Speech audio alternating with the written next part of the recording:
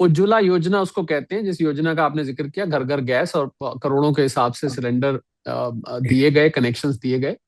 देखिए, एक अंग्रेजी में कहावत होती है, आपकी बात का मैं सीधा जवाब दूं संजीव, कि extraordinary situations demand extraordinary actions.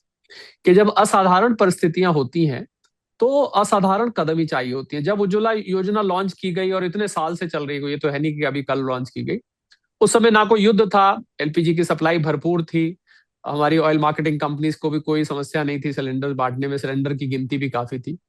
पर अब ये परिस्थिति का, तो उज्ज्वला योजना जब लॉन्च की थी तो किसी ने भी इसका अनुमान लगाया था। और मैं जब चूल्हे की बात कह रहा हूं, तो मैं आपको ये नहीं कह रहा कि सब लोग चूल्हा जला रहे हैं। मुझे तो किसी व्यक्ति ने कहा भाई चूल्हे की रोटी बड़ी स्वाद होती है, बड़ी अच्छी लगती है। पर जो लोग, कुछ गांव के लोग, शहर से मजदूर लोग वापस भी अपने गांव चले गए, क्योंकि उनको महंगी गैस खरीदनी पड़ रही थी, जो वो अफोर्ड नहीं कर पा रहे थे, या तो उनको मिल ही नहीं रही थी, मिल रही थी तो कुछ लोग ब्लैक में 400-500 रुपए किलो के हिसाब से गैस को बेच रहे थे। तो बहुत सारे मजदूर मेरी संज्ञान में आया कि अपने अपने गांव, बिहार, यूपी, बंगाल और जगह से जो आते हैं, जो आर्थिक रूप से थोड़े पिछड़े होते हैं, वो वापस वहां चले गए। वहां जाके वो चूल्हा जला रहे हैं, अंगीठी जला रहे हैं, स्टोव जला रहे हैं, गैस जला रहे हैं, कुछ ना कुछ तो कर रहे होंगे। उनको लग रहा है कि गांव में हमारे लिए ज्यादा सुविधा है, लकड़ी भी उपलब्ध होती है। बिल्कुल ठीक है, फेफड़ों को नुकसान होता था चूल्हे से, फूंक मार मार के माताएं बहनें उन चूल्हों में करती थी, उनके लंग्स अंदर जो है उसमें धुआं ही धुआं, आप उस एक्सरे करते थे तो धुआं ही धुआं, और लंग्स, टीबी आदि की बीमारियां देखी जाती थी। पर सालों साल वो सिलसिला चलता रहा। एक पॉइंट पे आके सरकार ने निर्णय लिया कि भाई इन माताओं बहनों के लिए हमें कुछ करना चाहिए, हमें गैस का सिलेंडर उज्ज्वला योजना के अंतर्गत दिया, और मिल ही रहा था। पर अब ये तो परिस्थिति, मुझे लगता है किसी भी सरकार ने एंटिसिपेट नहीं की थी कि इतना बड़ा युद्ध और स्ट्रेट ऑफ हॉर्मुज बंद हो जाएगा, और हमारी गैस की पूरी सप्लाई है वो चोक हो जाएगी। पूरी चोक हालांकि नहीं हुई है, पर मतलब उसमें उसमें दिक्कत आएगी। तो आई थिंक ये तो असाधारण परिस्थिति है, असामान्य परिस्थिति है संजीव। तो इसके लिए तो हम सरकार को दोष दे तो ये उचित नहीं रहेगा, क्योंकि ये तो युद्ध की परिस्थिति है। सर, काल पात्र समय के हिसाब से चलना चाहिए, और जैसा गांव वैसा दांव, जैसा देश वैसा भेष। आप यही कहना चाहते जी। हैं कि अगर देश देश मुसीबत में है तो जनता उसके साथ है, बाकी सब चीजें बाद में है, सवाल और जवाब। इसराइल ईरान युद्ध के बीच सर एक खबरें ये भी आ रही हैं उसके साइड इफेक्ट्स के रूप में, कितनी सच्ची है कितनी नहीं, लेकिन मीडिया में छप रहा है सर, कि उत्तर प्रदेश, जो कि भारत का सबसे बड़ा सूबा है आबादी के हिसाब से, 40 से 42% घर बनाना महंगा हो गया है, क्योंकि सरिया, सीमेंट, मार्बल, ईंट की कीमतें ये सब महंगी हो गई हैं।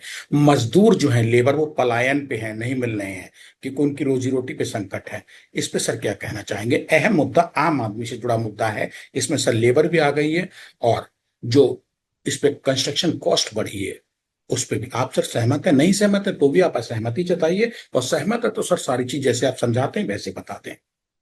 देखिए, पलायन तो हुआ है, मैं तो खुद ही कह रहा हूँ आपको, बहुत सारे मजदूर वापस गए हैं, क्योंकि क्योंकि उनको खासकर गैस की समस्या आ रही थी, और गैस वो इस भाव, जब ब्लैक हो रही थी तो इस भाव खरीद नहीं पा रहे थे, उनको मिल ही नहीं रहा था, तो वो इस वजह से अपने वापस चले गए हैं। ये तो वाकई चिंता की बात है। मुझे लगता है, ये तो मैंने आपको शुरू में कहा कि इस कालाबाजारी पे अभी पूरी तरह से लगाम नहीं लगी है।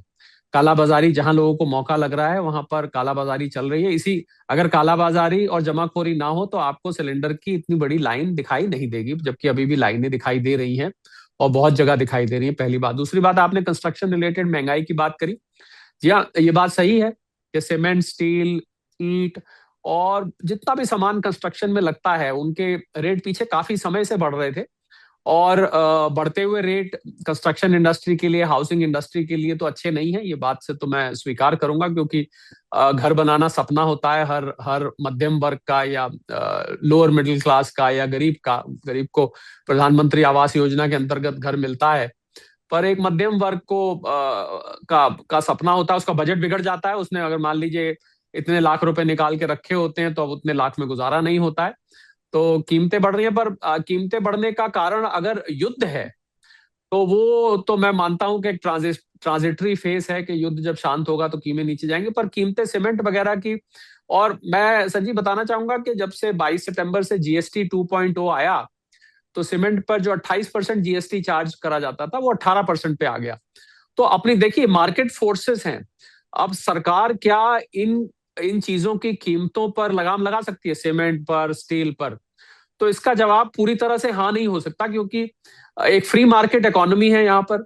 डिमांड और सप्लाई पे है। आप अगर सीमेंट का कट्टा 500 रुपए का है या 550 रुपए का है, और सरकार ने अपनी तरफ से जीएसटी कम करना था, लोग कह सकते हैं कि भाई ये सरकार की तरफदारी कर रहा है, या पर मैं एक सैद्धांतिक बात कर रहा हूं कि जीएसटी 28 से 18 कर दिया, तो अब जो लोग सीमेंट वाले जो विक्रेता हैं, फैक्ट्रियां, उनको घटाना चाहिए था, उन्होंने घटाया है।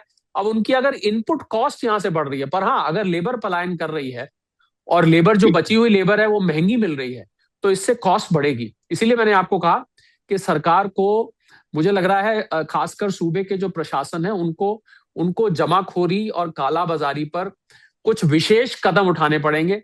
केवल एक बार का कदम, कुछ लोग गिरफ्तार कर लिए, इतने सिलेंडर जब्त कर लिए, काफी नहीं है। मुझे लग रहा है ये एक ऑनगोइंग प्रोसेस है, और ये पूरा का पूरा कुछ समय के लिए, मैं एक सुझाव देना चाहूंगा आपके इस पॉडकास्ट के माध्यम से संजीव, कि सरकार को गैस, एलपीजी डिस्ट्रीब्यूशन और कमर्शियल गैस डिस्ट्रीब्यूशन की प्रणाली को कुछ समय तक एस्मा लगा के, एसेंशियल सर्विसेज मेंटेनेंस एक्ट, या ये ईसीबी के अंतर आता है, एसेंशियल कमोडिटीज एक्ट लगा के इसको अपने नियंत्रण में ले लेना चाहिए। इसको डिस्ट्रीब्यूशन एजेंसीज को के हाथ में नहीं छोड़ना चाहिए। वहां पर भ्रष्टाचार है, वहां पर लालची लोग बैठे हैं, वहां पर जमाखोर लोग बैठे हैं, वहां पर काला बाजारी बैठे हैं। इसको कुछ समय, जब तक युद्ध चल रहा है, मेरा ये सुझाव है, इसको प्रशासन को अपने हाथ में ले लेना चाहिए, और सरकार के पास ये अधिकार है कि अगर ऐसा करना चाहे तो। कोहली साहब, चलते चलते आपसे एक बहुत अहम सवाल है, वो भी आम जनता से, और ईरान इजराइल अमेरिका युद्ध से ला रहा हूं उस सवाल को, और भारत में किसानों के हितों तक लेके जा रहा हूं। यूरिया जैसा नाइट्रोजन आधारित फर्टिलाइजर जो धान, गेहूं और फसलों के लिए बहुत जरूरी होते हैं, भारत के परिप्रेक्ष्य में अगर बात करें तो भारत हर साल करीब 4 करोड़ टन यूरिया इस्तेमाल करता है, जिस पर सरकार बहुत सब्सिडी भी देती है। फिलहाल जो जी सरकारी आंकड़े ही देखे जाएं अगर, तो करीब 62 लाख टन यूरिया का स्टॉक हमारे पास मौजूद है, जो नॉर्मल जी नॉर्मल कंडीशन में बुवाई सीजन के लिए पर्याप्त माना जाता है। ठीक है, ये कोई मतलब शॉर्टेज नहीं है। लेकिन एक्सपर्ट्स आप जैसे कहते हैं कि अगर आपूर्ति में अब जरा भी दिक्कत आ गई नाइट्रोजन यूरिया के, तो ये फिर आगे 1 साल 1.5 साल के लिए मुसीबत बन जाएगा भारत और भारत के किसान, खेत खलिहान के लिए, खेती के लिए। आप सहमत हैं क्या? डाई अमोनिया फॉस्फेट, डीएपी जिसको कहते हैं, और यूरिया, ये दो चीजें हम आयात करते हैं। आपने जो आंकड़े दिए वो बिल्कुल ठीक है, जो आपने भंडार बताए वो भी ठीक है। जी हाँ, बिल्कुल ठीक है। अगर ये डिसरप्टेड रहता है तो इससे भारत की प्रोडक्शन भी इम्पैक्ट होगी, जो हम इंपोर्ट करते हैं वो भी इम्पैक्ट होगा।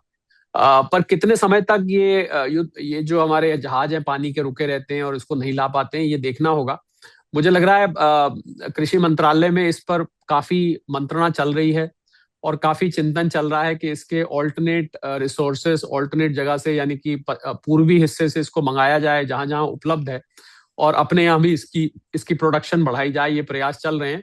तो अभी 1 साल का समय है हमारे पास, 1 डेढ़ साल का। मुझे उम्मीद है संजीव, मैं बहुत आशावादी व्यक्ति हूँ, बहुत ज्यादा निराशा की बात मैं करता नहीं हूँ। मुझे उम्मीद है कि इसका कोई ना कोई विकल्प, या तो सप्लाई का, या भारत में प्रोडक्शन बना के बढ़ा के, या जो इंडियन एग्रीकल्चर रिसर्च पूरी की पूरी प्रणाली है, इसका कोई ना कोई विकल्प निकल कर आएगा। हम 1 डेढ़ साल बाद की, मुझे लगता है हम अभी बहुत ज्यादा चिंता करके उसको हाइप मैं थोड़ा सा बनाने से परहेज करूंगा।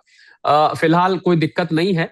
कीमतों को लेकर दिक्कत आ सकती है, पर हमें थोड़ा इंतजार करना चाहिए। मुझे लग रहा है युद्ध अपने अंतिम पड़ाव पर, ऐसा लग रहा है कि पहुंच रहा है, क्योंकि अब इसके आगे ट्रंप साहब के पास और कोई विकल्प नहीं बचते हैं जो उन्होंने धमकी दी है, क्योंकि अब कुछ बचा ही नहीं है। Salination plant, energy plant, nuclear plant, power plant, ये सब चीजों पे हमले हो चुके हैं, हमले शुरू हो चुके हैं। तो मुझे लग रहा है युद्ध एक निर्णायक दौर में, ऐसा लग रहा है, पहुंच रहा है। तो या तो दाएं या बाएं कुछ ना कुछ तो होके रहेगा, या तो इसका हल निकल आएगा, या फिर ये बिल्कुल इतना बढ़ जाएगा कि बिल्कुल सब कुछ समाप्त होके, और फिर उसका कोई ना कोई दुनिया के सामने हल निकल के आएगा। उम्मीद यही करते हैं। बाकी let us take one day at a time. युद्ध की परिस्थिति है। हर दिन, मैं पहले भी बोलता रहता हूँ, युद्ध में हर दिन एक नया दिन होता है।